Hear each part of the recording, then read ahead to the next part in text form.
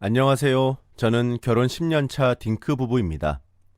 저는 병원에서 근무를 하는데 제약 영업사원이었던 지금의 신랑을 만나게 되었어요.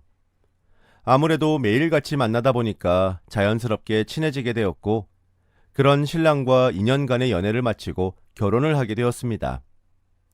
결혼 후 저의 모질다면 모진 시집살이가 시작되었는데, 그게 바로 살 때문이었습니다.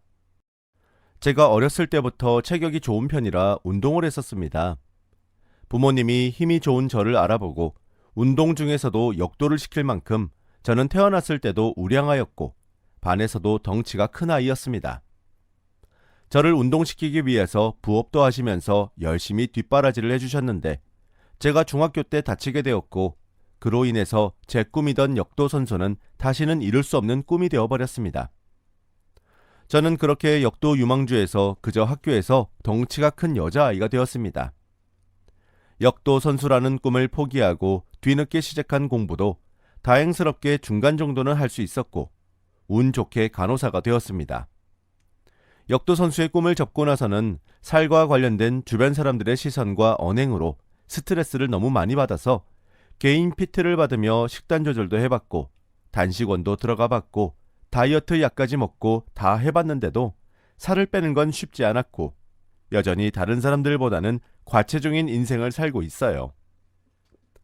저의 신랑도 당연히 이런 제 스토리를 알고 결혼한 거라 저를 뚱뚱한 사람이라는 생각보다는 긍정적이고 멋진 사람이라고 생각해주고 있습니다. 그런데 문제는 저희 시댁이 엄청 마른 편이에요. 시아버님도 키가 180cm 정도 되는데 몸무게가 75kg 나가시고 시어머니, 도련님 전부 다 비슷한 마른 체형을 가지고 있습니다. 그래서 제가 시댁에 갈 때마다 밥은 먹고 온 거지? 그 배가 설마 그냥 나온 건 아닐 거 아니야. 요즘 우리 아들 밥도 다 뺏어 먹는 거 아니지? 어쩜 그렇게 넌 점점 찌는 거 같니? 저번에 보니까 사돈분들도 다 보통 체격이던데 너만 혼자 왜 그러니? 이거 다이어트에 도움된다고 하더라. 가져가서 먹어. 이런 말을 하시는데 듣는 것도 한두 번이지. 계속 반복해서 들으니까 기분이 좋지 않았어요. 그래도 그때는 시댁이랑 거리가 있어서 1년에 몇 번 안 보던 때라 좋은 게 좋은 거다 생각하고 넘겼는데 얼마 전에, 그러니까 결혼하고 거의 10년 만에 시댁이 저희 집 근처로 이사를 오게 되었습니다. 걸어서 10분 정도 되는 가까운 거리를 저희 부부에게 한마디 말도 없이 이사를 오셨는데 이사를 온 그날부터 제가 더는 참지 못할 스트레스가 시작이 되기 시작했습니다. 제가 퇴근을 하고 집에 돌아오면 대부분 7시가 좀 넘는 시간인데 그 시간에 맞춰서 꼭 저희 동네를 산책하고 계시는 시부모님을 만나게 됩니다. 몰래 피해서 가려고 다른 길로 가고 있으면 뒤에서 저를 부르고 이런 게 반복되다 보니까 아예 저희 집 입구가 보이는 벤치에 앉아서 기다리고 있어요. 만나면 밥을 먹었는지 물으면서 자연스럽게 저희 집으로 들어가고 8시에 퇴근하는 신랑이 올 때까지 소파에 누워 TV를 보면서 시간을 보내고 있었습니다. 오늘 저녁은 뭐 먹니? 저희는 그냥 집에 있는 밑반찬에 햄이라도 구워서 먹을 것 같아요. 우리도 먹고 갈 거니까 장이라도 좀 봐서 오렴. 아, 그리고 햄 같은 거는 살찌는데 그런 거 먹지 말고. 그럼 오는 길에 신랑한테 사서 오라고 할게요. 일하고 장 봐서 오면 얼마나 더 늦게 오겠니? 그냥 네가 먼저 다녀오렴. 정말 이렇게 불쑥불쑥 찾아와서 밥을 달라고 하는 시부모님 때문에 고기도 미리 준비해두고 밑반찬도 신경을 썼는데 이게 하루 이틀 일이 아니니까 너무 스트레스 받아서 저희 엄마에게 하소연을 한 적이 있습니다. 저희 엄마는 젊었을 적에 아버지가 돌아가시고 혼자서 저랑 제 동생을 키워주셨는데 지금도 집안 지인분들께 돈을 받고 밑반찬을 팔 정도로 음식 솜씨가 있으신 분이에요. 마침 같은 지역에 살고 있어서 한 달에 한 번씩 반찬을 내서 택배로 보내거나 직접 가져다 주면서 지내고 있었는데 제가 이런 먹는 문제로 힘들어하니까 오이 소박이나 달래 무침처럼 제철 음식을 이용한 밑반찬들을 자주 준비해 주셨고 고기도 양념해서 매번 가져다 주셨습니다. 시부모님은 또 그런 저희 부모님의 반찬을 먹으면서 제가 음식 하나는 잘한다고 하며 좋아하셨고요. 그러면서도 저희 엄마가 한 음식인 걸 모르고 이렇게 자연식으로 챙겨 먹어야 건강에 도움이 된다며 이게 다 자기들이 와서 감시를 하니까 건강해지는 거라며 콧대 높이는 소리를 하더라고요. 그러다 음식을 하면서 손목을 다친 엄마를 보며 이렇게 하면 안 되겠구나 생각을 해서 시부모님과 식사를 하다가 이야기를 했어요. 하필 그날은 저희 엄마가 오리 주물럭을 해주셨는데 시아버님이 오리는 기름이 많다고 투덜거리고 있었습니다. 더는 제 어머니한테 불효 못하겠습니다. 이제 저희 집에 밥 드시러 오시지 마세요. 뭐야? 불효? 아니 어차피 먹을 밥 한 그릇 더 뜨는 게 그리 힘드니? 저희가 먹는 반찬에 밥 한 그릇 떠서 드리면 가만히 안 있으시잖아요. 햄은 나트륨이 많다고 하고 배달 음식은 돈 들고 조미료 들어있다고 하고 결국 저보고 하라는 말인데 저는 음식 잘 하지도 못하고요. 일하고 피곤해서 할 시간도 없어요. 그러니까 뭐니? 다 사온 거야? 저희 엄마가 시댁에서 욕먹지 말라고 해주신 건데 이제 하지 말라고 하려고요. 딸 욕먹는 게 싫어서 본인 몸 망가져가며 음식을 하시는데 자식된 도리로 어떻게 그걸 보고 있나요? 오늘이 이 집에서 드시는 마지막 저녁이에요. 혹시 집밥 해먹기 힘드시고 굳이 또 오시겠다면 집으로 반찬 배달시켜 드릴게요. 그럼 오시기 전에 꼭 말씀해 주세요. 그리고 다음날 저희 엄마가 제가 근무하는 정형외과 병원에 와서 치료를 받는 날이었습니다. 엄마가 와서 이야기를 나누며 진료실로 안내하고 있었는데 시선이 느껴져서 쳐다보니까 시아버님도 어깨가 아프다고 병원에 오셨더라고요. 시아버님은 단번에 저희 엄마를 알아보시고는 이런저런 이야기를 나누셨습니다. 저는 개인적으로 시댁 식구들과 저의 친정 식구들이 친하게 지내는 모습을 볼 때면 서로 마음이 상하거나 말실수를 할까봐 걱정스러운데 다행히도 두 분은 말이 잘 통하는지 병원 진료가 끝나고 카페에 가서 이야기를 나누다가 헤어졌다고 하셨습니다. 그리고 그날 이후 시아버님은 저희 엄마랑 조금은 친해지셨는지 시어머님이 저에게 살이나 기타 집안 문제로 언성을 높일 때마다 방패막이 되어주셨습니다. 시댁이 가깝다 보니까 주말이면 종종 가서 밥을 먹고는 하는데 그날은 제사가 있어서 신랑과 함께 갔어요. 한참을 신랑의 와이셔츠를 보던 시어머니는 저에게 11조로 말을 걸기 시작했습니다. 예, 내가 분명히 다른 건 몰라도 정준이 옷은 꼭 세탁소에서 맡기라고 하지 않았니? 이거 돈 몇 푼 한다고 집에서 세탁기를 돌려서 옷을 다 상하게 해. 아이고, 당신 좀 그만해. 언제까지 결혼한 자식을 싸고 돌 거야? 어머, 여보는 무슨 내가 시집살이라도 시킨 것처럼 말을 해. 며느리를 들였으면 딸처럼 대해주지는 못할 망정. 이런 옷을 입고 다니면 온 사람들이 우리 며느리 흉본다니까. 형을 보던 말던 애들 사는 거에 그만 참견해. 그때부터 저는 시아버님의 편이 되었고 시아버님은 저의 방패막이가 되어주셨습니다. 그리고 그런 시아버님을 믿고 제가 시어머님에게도 큰 소리도 조금씩 칠 수 있게 되었고요. 내가 어제 모임을 다녀왔는데 그 집 며느리는 시어머니랑 옷도 똑같이 입는다더라. 너도 이 옷 한번 입어보렴. 어머님 옷이 저한테 맞을 리가 없잖아요. 그래도 한번 입어보기나 해봐. 당연히 안 맞아요. 그러니? 그럼 겉옷이라도 입어봐.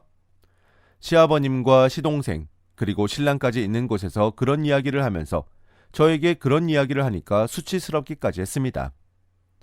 제가 어쩔 도리 없이 머뭇거리고 있자 시아버님은 헐크처럼 몸을 부풀리는 제스처를 취했고 제가 옷을 억지로 입고는 몸을 쑤그려서 패딩을 찢어버렸습니다. 패딩이 찢기면서 그 안에 있는 오리털들이 사방으로 뿌려졌고 그걸 보고 있던 신랑과 시동생은 크게 웃기 시작하고 시어머님은 본인이 억지로 입으라고 시킨 거라 아무 말도 못하고 얼굴이 울그락불그락 했습니다. 그날 이후로는 저한테 살과 관련해서 망신을 주려는 행동은 하지 않았어요. 아무래도 본인 가족들과 다른 저를 똑같은 모습으로 바꾸고 싶었던 시어머님의 모진 장난이 아니었을까 하는 생각도 들어요. 시어머님은 그 후로 제게 진심으로 사과하는 모습을 보이셨습니다. 요즘 사람들은 몸매 관리도 잘하고 마르기도 하고 주변의 친구분들이 며느리랑 옷도 맞춰 입고 놀러도 다니고 하니 그 모습이 부러웠는데 제가 보기보다 자존감이 높은 타입이라서 살로 뭐라 해도 살 뺄 생각이 없는 것 같아서 충격요법으로 자극을 주려고 했다고 하더라고요. 그리고 저희는 딩크 부부인 걸 제가 살이 쪄서 임신이 안 된다고 생각했기 때문에 더 살에 대한 집착을 했다면서 저한테 그동안 미안했다고 이제 더는 안 그럴 테니 지금처럼 씩씩하게만 지내달라고 하더라고요. 그러면서 일부러 저희 집에 와서 반찬이며 밥을 준비하게 하고 집에 와서 이불 빨래 같은 일을 시킨 게 그래도 조금이나마 제가 몸을 움직이면 다이어트에 도움이 될 거라 생각을 했고 그게 돕는 일이라 생각을 했는데 다시 생각하니까 그저 괴롭힘이었던 것 같다고 말씀하시며 쑥스럽다는 듯이 웃으셨습니다. 저도 그동안 시어머님께 잘한 것들만 있는 게 아니다 보니까 그 사과를 기쁜 마음으로 받고 친모녀처럼은 아니지만 제법 친하게 지내게 되었어요. 차라리 한번 나를 잡고 속 시원한 이야기를 하고 나니까 더욱 가까워지고 그런 시어머니를 이해할 수 있게 되었던 것 같아요. 그러다 올해 초에 시아버님이 정년퇴직을 하셨고 시어머님은 이런 시아버님과 함께 여행이라도 다니며 남은 시간들을 보내고 싶어 하셨는데 아버님은 혼자 일을 하시던 책임감 때문인지 쉽사리 일을 손에서 놓지 못하셨고 결국엔 퇴직 후 일을 알아보시다가 아파트의 청소 용역 일을 구하게 되셨습니다. 퇴직을 하기 전에는 교직에 몸을 담고 있으셨는데 청소라는 일을 하는 게 쉽지 않기도 했지만 그래도 놀고 있을 수는 없다고 일을 하시는 시아버님이 대단하다고 생각을 하며 마음속으로 시아버님을 존경하고 있었습니다. 아마 저에게 아버지가 살아계셨더라면 이런 느낌이 아니었을까 하고요. 시아버님은 청소 일을 한다는 걸 저희가 보게 될까봐 어디서 근무하시는지는 말해주지 않고 그렇게 묵묵히 일을 하셨습니다. 그러다 며칠 후 저는 엄마로부터 한 통의 전화를 받게 되었습니다. 요즘 너희 시아버님 어떻게 지내시니? 얼마 전에 퇴직하시고 다른 일을 찾았다고 들었어. 혹시 청소일 하시니? 어떻게 알았어? 아유, 내가 잘못 본 게 아니구나. 어디서 봤는데? 우리 아파트 단지에서. 엄마는 자식들을 다 결혼 보내시고 혼자서 작은 아파트에서 살고 계시는데 저희 집에서 차로 1시간 정도 거리라 가깝지는 않아요.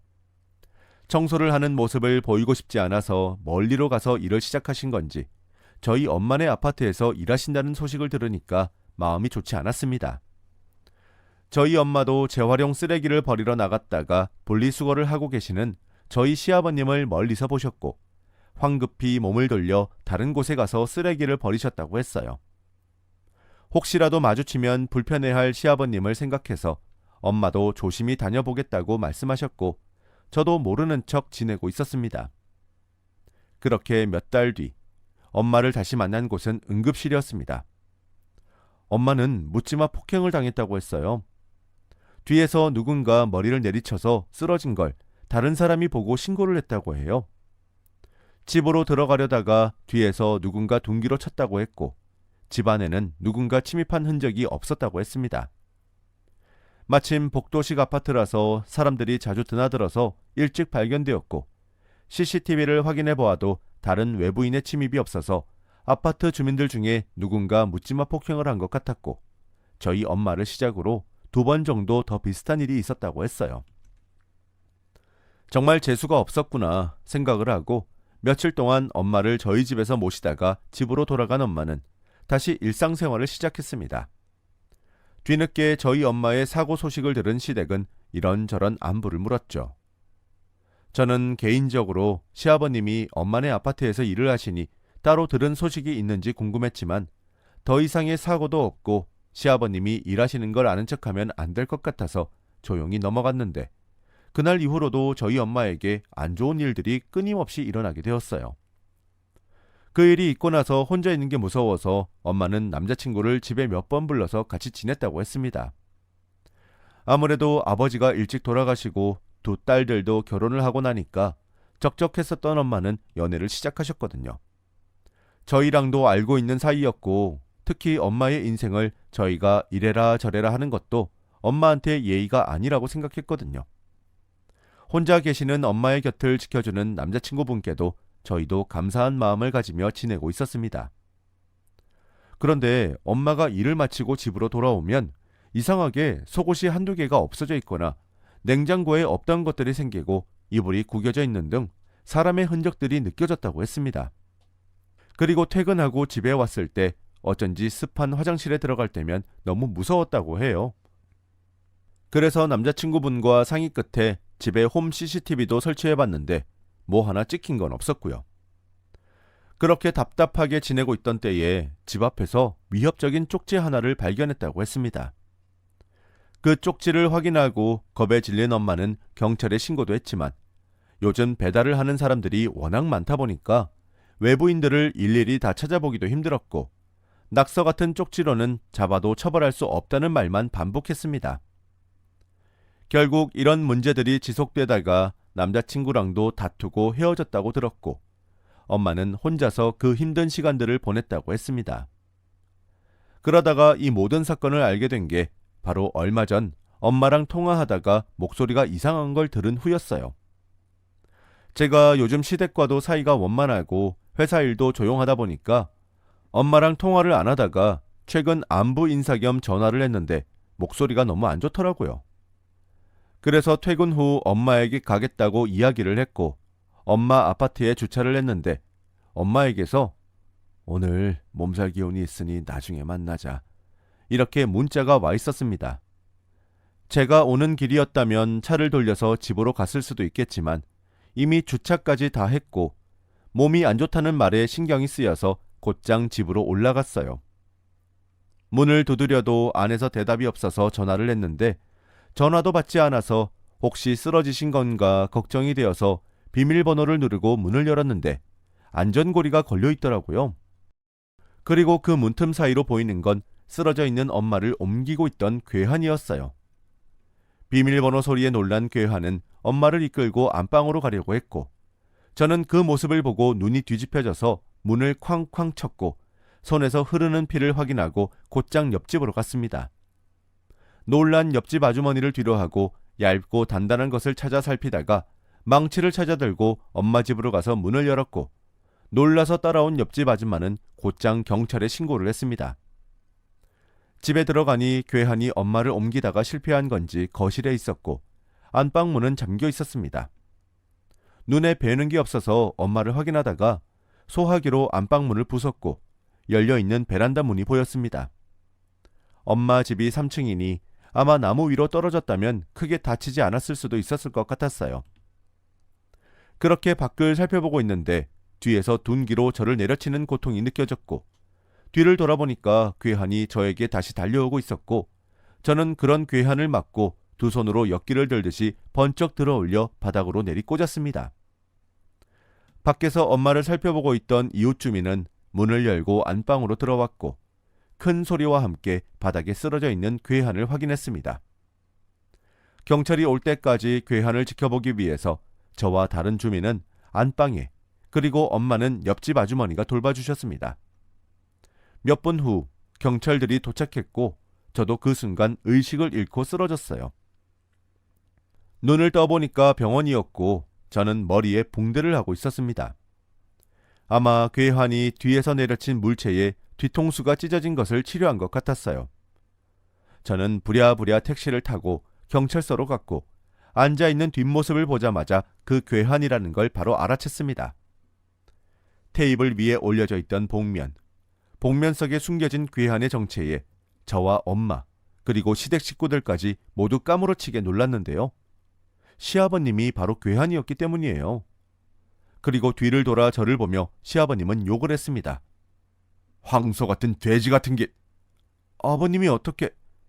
네 엄이라는 사람이 나를 꼬시다니 다른 놈이랑 놀아나는 거 아니냐? 그래서 겁 좀 주려고 했다. 그게 무슨 말 같지도 않은 소리세요. 이건 범죄라고요. 니네 엄마도 과부면 과부답게 주제 파악을 하고 살아야지. 뻔뻔스럽게 그렇게 말을 하는 시아버님을 보니까 피가 거꾸로 솟는 기분이었습니다. 그러면서 저희 엄마랑 전에 병원에서 만나 이야기를 했는데 웃으면서 꼬셔놓고는 따로 연락을 했더니 연락도 안 받는다고요. 엄마랑 어떻게 한번 만나보려고 황소 같은 며느리도 사람처럼 봐주고 있었는데 모녀가 쌍으로 배은망덕하다고 툴툴거리더군요. 제가 멍하게 있는 사이 시어머님이 시아버님의 뺨을 내리치고는 인간도 아니라고 하며 뒤돌아 나가셨고 그 뒤를 신랑이 따라갔습니다. 폭행죄로 신고하기 전에 합의해. 아버님, 아니 당신이 먼저 저희 엄마 집에 무단 침입했잖아요. 그래도 네가 폭행한 사실은 바뀌는 거 아니다. 읽어봐. 나 팔 부러진 거 안 보여? 저희 엄마 집에는 왜 들어가신 거예요? 이게 어디서 소리를 질러? 미쳤어? 정말 말문이 막혀서 멍하니 있을 때 경찰이 말했어요. 알고 보니 시아버님은 예전에 묻지마 사건의 범인이었어요. 저희 엄마 집에 지문 등록을 하려고 엄마를 기절시킨 거였고 집에 몰래카메라까지 설치를 했더라고요. 저를 만나고자 했던 그날 엄마는 우연히 거실에 설치된 카메라를 확인하고 쓰레기통에 버렸고 그 모습을 본 시아버님은 곧장 엄마네 집으로 간 것이었어요. 경고를 하기 위해서요.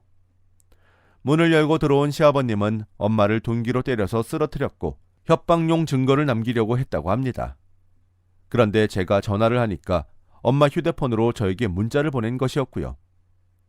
시아버님은 제가 먼저 때렸다고 폭행죄로 고소를 하겠다고 하면서 난리를 쳤는데 엄마가 의식을 회복하고 방 안에 설치되어 있던 카메라를 말하고 나서는 조용히 입을 닫았습니다. 그 녹화된 파일에는 시아버님이 저를 둔기로 내려치는 모습, 그리고 제가 그런 시아버님을 번쩍 들어 바닥에 던지는 모습이 모두 찍혀 있었거든요. 이번 일로 시댁은 저에게 미안해서 한마디도 할 수 없었고 합의를 해달라는 말조차 하지 못하고 있었습니다. 결국 저희는 그런 시아버님을 용서하지 못하고 법 앞에 심판을 받도록 했습니다. 계획적인 범죄인 점, 피해자의 집과 인접한 곳에서 일을 하며 알리바이를 만들었다는 점, 죄질이 악하다는 점에서 징역 4년형을 선고받았습니다. 시아버님은 시어머님에게 계속해서 저희 엄마가 유혹을 했다더니 본인이 속았다느니 그런 말을 했지만 저는 확실히 알 수 있었어요. 4년 뒤 시아버님이 돌아왔을 때 그 자리에 가족은 아무도 남아있지 않을 거라는 사실을요. 지금은 그 일이 있고 1년 정도 지났는데 엄마는 동생네 가족과 함께 지내고 있습니다. 시아버님 문제로 큰 충격을 받은 시댁은 한 차례의 폭풍이 지나갔고 시아버님은 지금 교도소에서 이혼 소송이 진행 중이라고 들었습니다.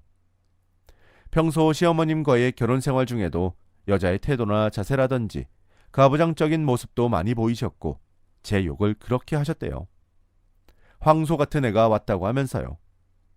자식들도 아버지의 저런 추태를 다 봐버렸으니 더는 품어줄 수 없을 거라 생각합니다. 시댁은 이혼 문제만 마무리된다면 지금 당장이라도 시아버님이 찾아올 수 없도록 이사를 가고 싶다고 들었어요. 시어머님은 저와 저희 엄마도 볼 낯이 없다고 예전에 살던 곳이나 도련님이 사는 지역으로 갈 거라고 하더라고요. 안 그래도 마른 시어머님은 야윈 모습을 하고 계속해서 거듭 미안하다는 말만 하셨고 그런 시어머님을 보고 있으면 마음이 한켠이 아려왔습니다. 한 사람의 욕심으로 몇 명의 사람들이 힘들어하는지 모르겠어요. 지금 교도소에서 본인이 생각하기에 힘들다면 힘든 시간을 보내고 있을 그 사람은 출소를 해야 비로소 진정한 외로움이 뭔지 알게 되겠죠. 곁에서 따뜻한 밥을 먹을 사람도, 아플 때 곁에 있어줄 사람도, 따뜻한 집도 이제 아무것도 없습니다. 저는 하루빨리 그 사람이 출소를 해서 집으로 돌아오면 좋겠습니다. 집으로 돌아왔을 때 차가운 공기와 적막함, 그리고 곁에서 따뜻한 밥을 함께 먹어주는 사람이 없다는 외로움을 느끼고 힘들고 지친 몸을 혼자서 오롯이 돌봐야 하는 외로움과 불쌍한 마음을 꼭 느꼈으면 좋겠어요.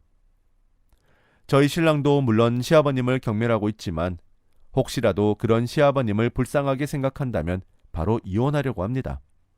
이미 시아버님이 저렇게 큰 사고를 치고 나서 이혼을 하려고 했는데 집과 차의 명의를 다 저로 바꾸고 살고 있는 중이거든요. 시아버님이 출소를 하는 그날 제 복수가 시작될 겁니다.